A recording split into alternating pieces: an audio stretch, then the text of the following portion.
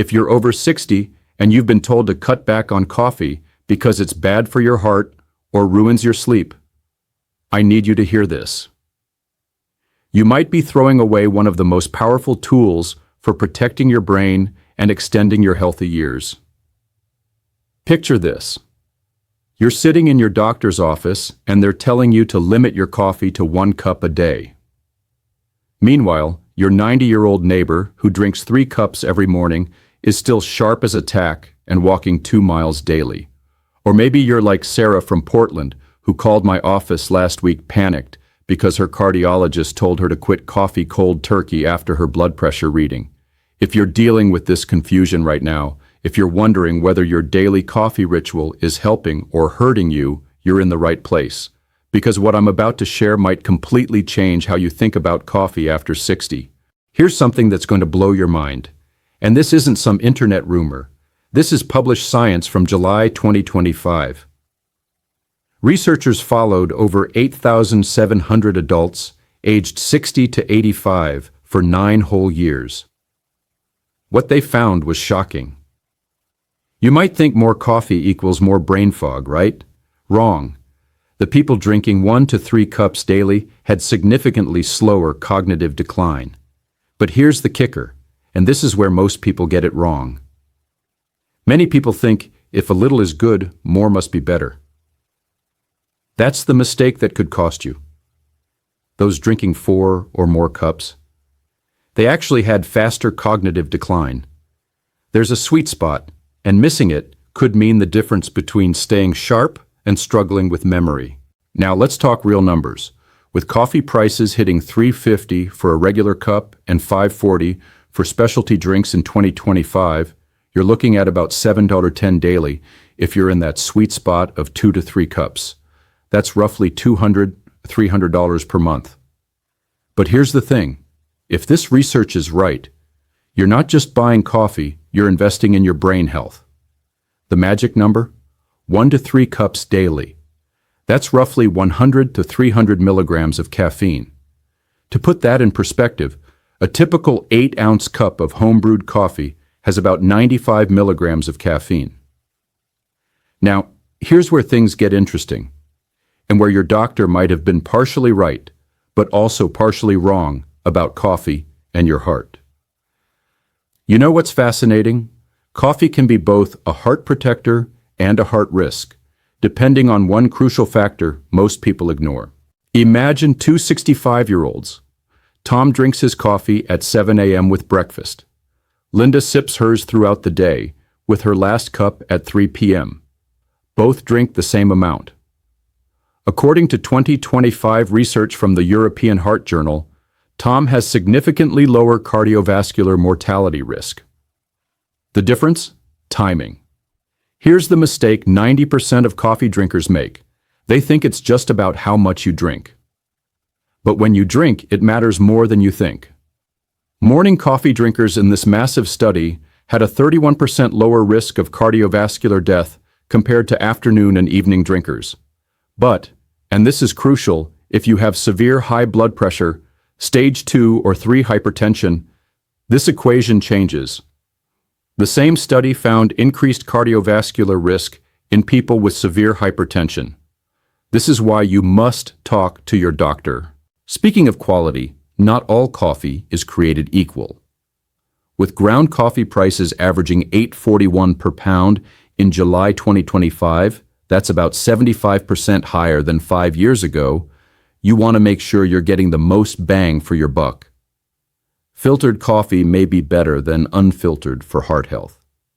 You might think coffee just wakes you up, but prepare to be amazed by what it does for your physical strength and independence as you age. What if I told you that your morning coffee ritual could be the difference between needing a walker at 75 or still hiking trails?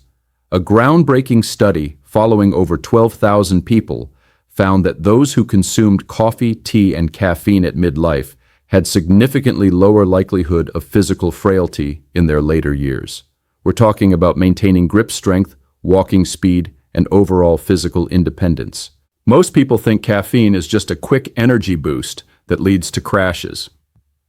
That's the old thinking. The new research shows it's actually protecting your muscle function and physical capabilities long term. Now, with baby boomers spending an average of $47.70 monthly on coffee as of 2025, that's the highest among all age groups except Gen Z, you're already investing. The question is, are you getting the maximum return on that investment? Here's something your pharmacist might not have told you, but it could literally make your medications useless. The biggest mistake seniors make with coffee? Taking it with their medications. Coffee, even decaf, makes your stomach more acidic, which can reduce medication absorption by up to 55% for some drugs. If you're taking thyroid medication, levothyroxine, Synthroid, and washing it down with coffee, you might as well be throwing money down the drain.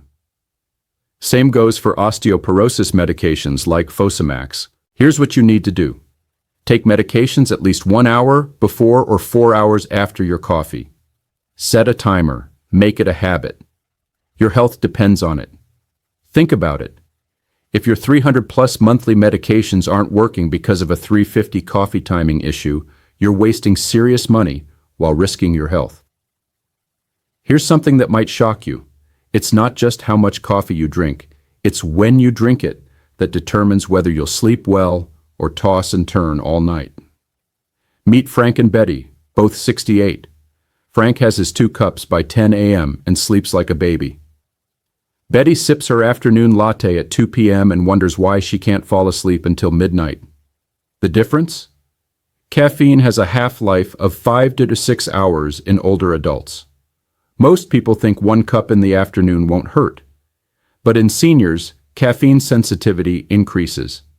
Your body processes it slower than it did when you were 30. The golden rule? No caffeine after noon if you want to be asleep by 10 p.m., period. This alone could revolutionize your sleep quality. You might think coffee is bad for your bones, and you'd be wrong according to the latest research. A 2025 study found that people in the highest caffeine intake group actually had significantly reduced osteoporosis risk. This flips the old advice on its head. But here's the nuance. It's about balance. If you're getting adequate calcium and vitamin D, moderate coffee consumption isn't the bone villain we once thought it was. Look, here's the reality.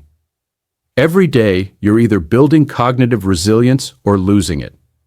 You're either supporting your heart health or compromising it.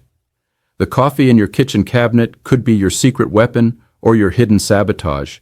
It all depends on what you do with this information. Starting tomorrow morning, not next week, not Monday, tomorrow morning, here's exactly what you need to do. Time it right.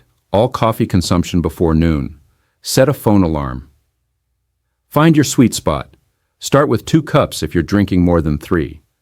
Track how you feel for 1 week. Check your meds. Call your pharmacy and ask about coffee interactions with every single medication you take.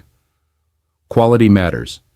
With coffee prices at $8.41 per pound, invest in good filtered coffee, not instant. Ask yourself this. If spending $200 to $300 monthly on coffee could protect your brain, support your heart, and maintain your independence, wouldn't that be the best investment you could make? Here's what I want you to do right now. Drop a comment and tell me. 1. How many cups are you currently drinking and what time? 2.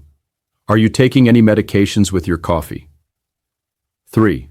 What's your biggest concern about coffee and your health? I read every single comment, and I'll personally respond with specific advice based on your situation. And if this information helped you, hit that like button. It tells YouTube to show this to other people over 60 who need to hear this.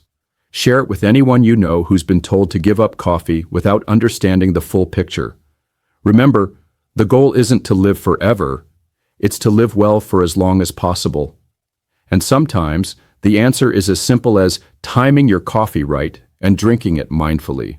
Your future self will thank you for the decisions you make today. Make them count.